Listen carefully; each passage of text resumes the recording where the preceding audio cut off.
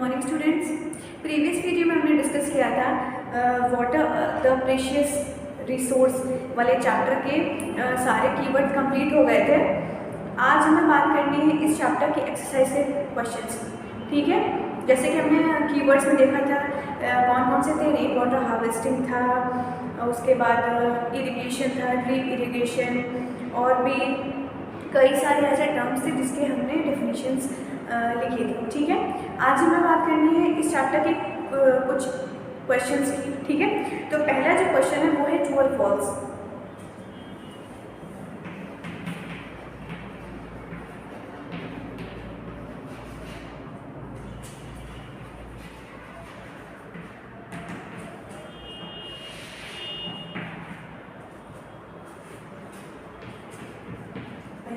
क्या है पहला क्वेश्चन है ट्रू और फॉल्स। ठीक है, इसमें टेक्स्ट बुक आपके पास है, क्वेश्चन पेपर आपके सामने होंगे, तो यहाँ पे सिर्फ आंसर बता देते हैं। पहला वाला जो होगा उसका क्या है, ट्रू। ठीक है, ट्रू। देन बी जो है फॉल्स, सी फॉल्स, डी क्या है, ट्रू। ठीक है, तो ये थे ट्रू और फॉल्स। उसके बाद जो सेकंड क्वेश्चन है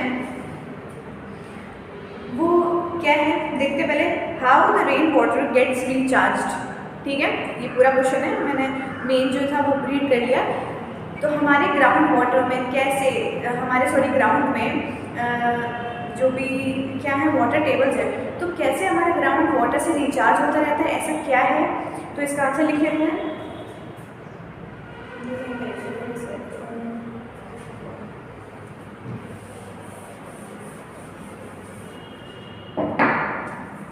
आंसर क्या है, जो सेकंड क्या हो जाएगा, पहले देख लेते हैं क्या है। The ground water gets recharge through the process of infiltration. Ground water में जो भी वाटर रिचार्ज होता है, रिचार्ज मतलब क्या होता है कि कभी भी पानी खत्म ना हो, वो मतलब अगेन चार्ज मतलब चार्ज होता रहे। मतलब कि जैसे कोई बकेट है हमारे पास, तो वो हम उससे पानी इस्तेमाल कर रहे हैं लेकिन उस बकेट को खाली नहीं होने दे रहे। क्या करते हैं, रुक रुक के जैसे ही वाटर खत्म होने वाला होता है हम फिर से उस बकेट को फिल कर देते हैं। ठीक है,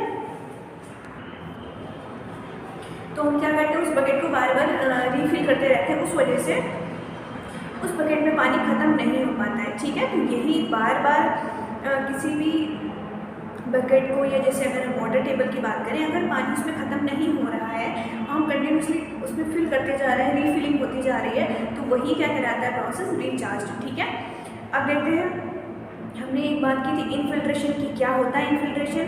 इनफिल्ट्रेशन होता है जैसे यहाँ पर क्या है, ग्राउंड में बहुत सारे क्या होंगे, स्टोन्स होंगे, है ना, स्टोन्स वगैरह होंगे, और इनके बीच में जो वाटर प्रेजेंट होगा, ठीक है, इनके बीच में जो वाटर प्रेजेंट होगा, अगर उस वाटर को कभी भी क्या करें, ट्यूब लगा के सक करें, या फिर क्या करें, जैसे बोरिंग वगैरह करवाते हैं, अगर वो करें तो क्या होगा, इस स्टोन से छनते हुए पानी क्या करेगा, ऊपर आ जाएगा। तो छनना ही क्या प्रोसेस होता है, filtration.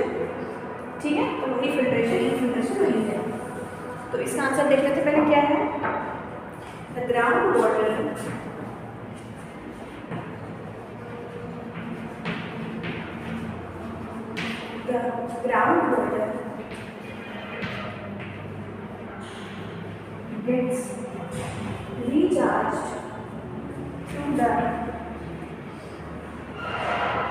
gets recharged through the process of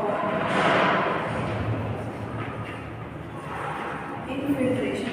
ऐसा कौन सा प्रोसेस है जिससे ग्राउंड वाटर में जो वाटर होता है वो रिचार्ज होता रहता है, दैट इज इनफिल्ट्रेशन। ठीक है, इसको ऐसे कर लेंगे। इनफिल्ट्रेशन मीन्स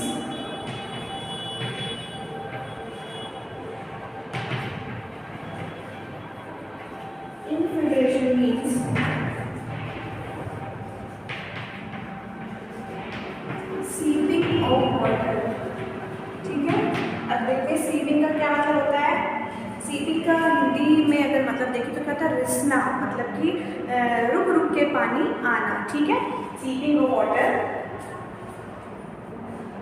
फ्रॉम, अब कहाँ से पानी आता है धीरे धीरे, फ्रॉम द रिवर्स, ठीक है, रिवर्स एंड लेक्स। पानी क्या करता रहेगा, धीरे धीरे सीपिंग करते करते आ जाएगा किसमें, आ जाएगा अंडरग्राउंड में, ठीक है। Seeping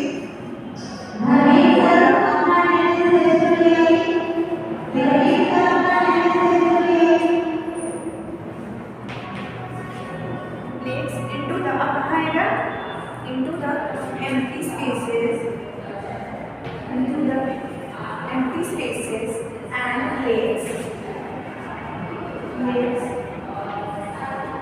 deep down, sorry, deep below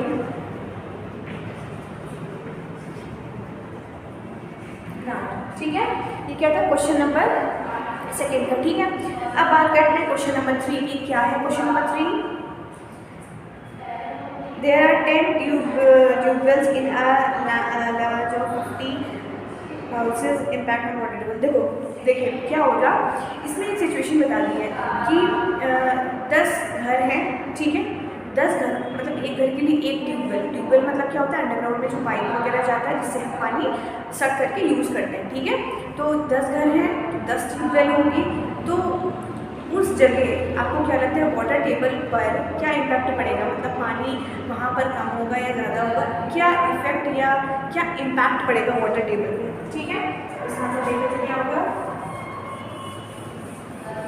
आप लोगों को सारे क्वेश्चन अच्छे से लिखने हैं और अपनी नोटबुक जो है थोड़ी सी डेकोरेट भी करनी है, ठीक है।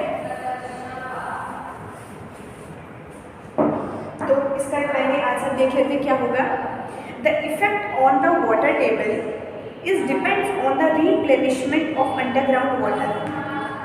देखो क्या होता है, वाटर टेबल किस बात पे डिपेंड करता है कि उस अंडरग्राउंड उस जगह पर कितना पानी बार बार रिचार्ज हो रहा है। रिचार्ज का एक और क्या वर्ड है, रिप्लेनिशमेंट, ठीक है। रिचार्ज हो रहा है, जितना ज़्यादा पानी रिचार्ज होगा उतना ज़्यादा वाटर टेबल पे अलग अलग इफेक्ट पड़ेगा, ठीक है। Only 5 families will share a tubewell, सिर्फ 5 फैमिलीज ही होंगी जो शेयर करेंगी। But if there is shortage of rain, अगर क्या हो जाए रेन की कमी हो जाए तो क्या हो पाएगा, क्या ग्राउंड वाटर में रिचार्ज हो पाएगा वाटर ठीक से, नहीं हो पाएगा। The water use more and water table will fill down, ठीक है। जब पानी की अगर जैसे बहुत कमी हो गई, रेनिंग नहीं हुई या रिचार्ज नहीं हो पाया तो क्या होगा, वाटर टेबल काफ़ी और नीचे हो जाएगी, ठीक है। पानी क्या कहते हैं, वो नीचे चला गया ना, तो उसका मतलब यही होता है। तो लिख लेते हैं आंसर 3,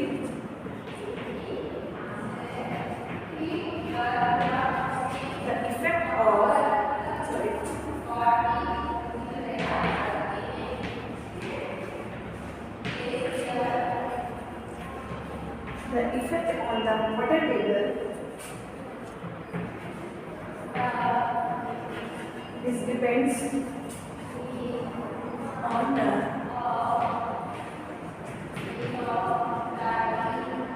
replenishment और क्या बोल सकते हैं, रिचार्ज,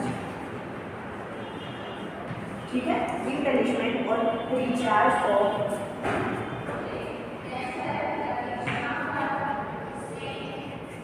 अंडरग्राउंड वाटर, ठीक है। अंडरग्राउंड वाटर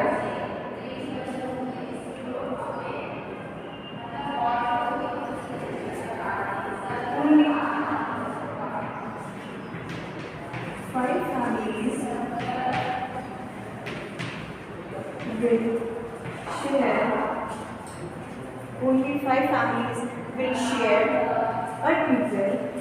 एक ट्यूबवेल तो कितने लोगों को यूज करना चाहिए, ओनली 5 फैमिलीज, ठीक है। उसके बाद होगी but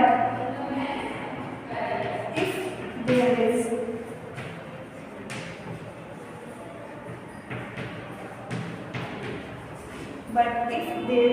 shortage of rainwater, but if there is shortage of rainwater,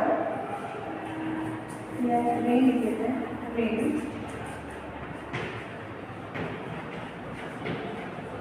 the water used more क्या होगा, पानी की कमी हो जाएगी तो पानी तो अपने हिसाब से इस्तेमाल हो रहा है, तो क्या होगा, वाटर टेबल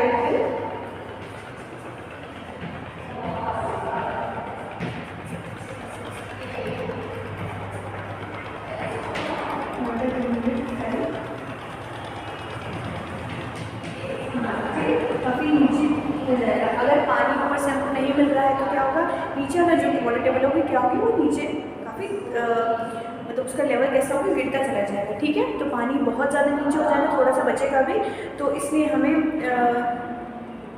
अपना पानी जो है, वाटर जो है, नेचुरल रिसोर्स हमें सेव करना चाहिए। ठीक है, इसके आगे का जो भी एक्सरसाइज क्वेश्चन होंगे हम नेक्स्ट वीडियो में डिस्कस